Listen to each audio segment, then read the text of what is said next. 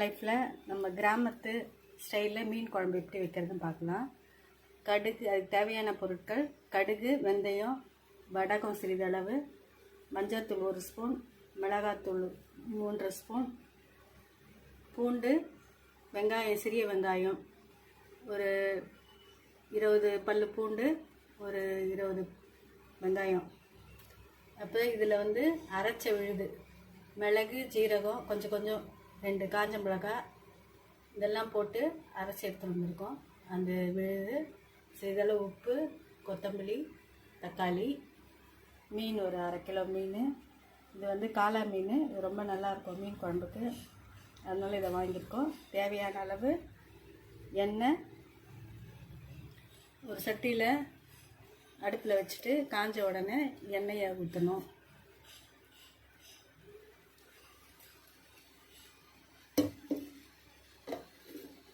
இது ஒரு 5 ஸ்பூன் எண்ணெய் இருக்கும்.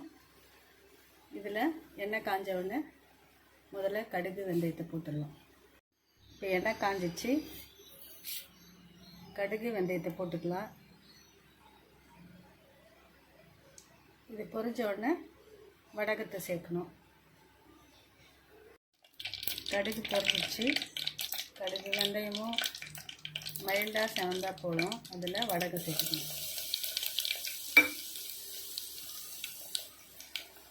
இது செவந்த உடனே வெங்காயம், பூண்டு சேர்த்துக்கலாம்.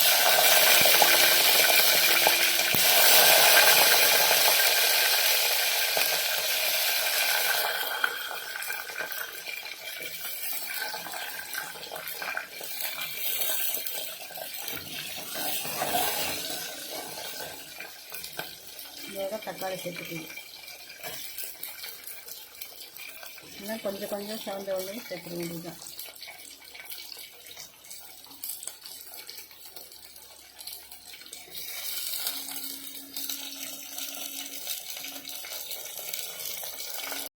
மீன் குழம்புக்கு தேவையான ஒரு எலுமிச்சம்பழம் புளி நல்லா கரைச்சி அதை வடிகட்டி எடுத்து வச்சுருக்கோம்.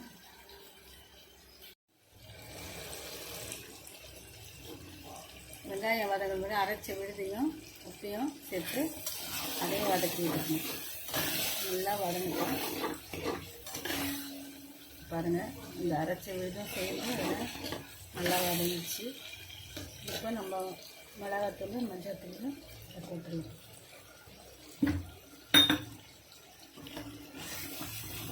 உங்களுக்கு காரம் வேணுன்னா போட்டுக்கலாம். ஏன்னா அரைச்ச விழுதுலேயே மிளகு, ஜீரகம்லாம் சேர்த்துக்கோங்க, மிளகாய், தனியெல்லாம் சேர்த்துக்கிறதுனால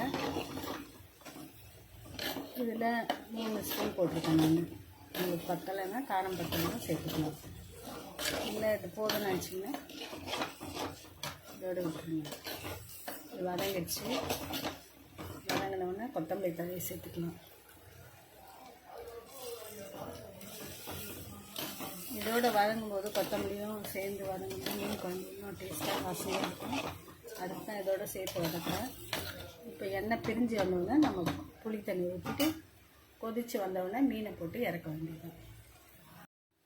பார்த்திங்கன்னா எண்ணெய் பிரிஞ்சு வந்துருக்கு. பார்த்தீங்களா, நல்லா இது மாதிரி வதக்கணும்னா மீன் குழம்பு கெட்டும் போகாது. 2-3 நாள் கூட வச்சு சாப்பிட்லாம். அப்படியே சட்டியிலே வச்சிட்டோம்னா அது ரொம்ப நல்லாயிருக்கும், டேஸ்ட்டாக இருக்கும். சட்டியில் வைக்கிறது நம்ம உடம்புக்கு நல்லது.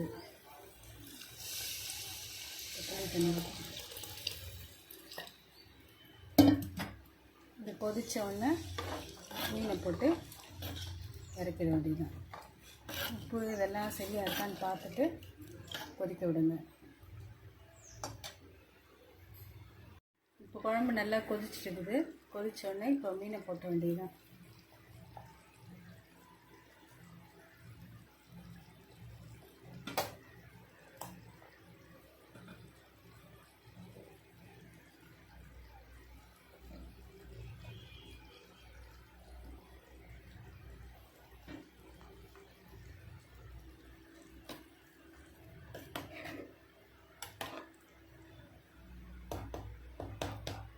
மீன் எல்லாம் போட்டாச்சு.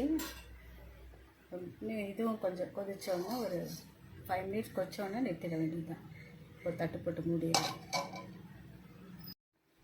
மீன் போட்டோடனே குழம்பு நல்லா கொதிச்சிச்சு. இப்போ எண்ணெய் மேலே மிதந்து வரும்போது நம்ம கொத்தமல்லி போட்டு இறக்கிடலாம்.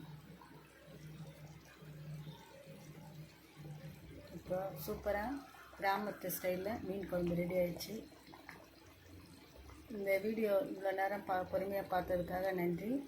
இந்த வீடியோ பிடிச்சிருந்தால் லைக் பண்ணுங்கள், சப்ஸ்கிரைப் பண்ணுங்கள், ஷேர் பண்ணுங்கள். Thank you very much.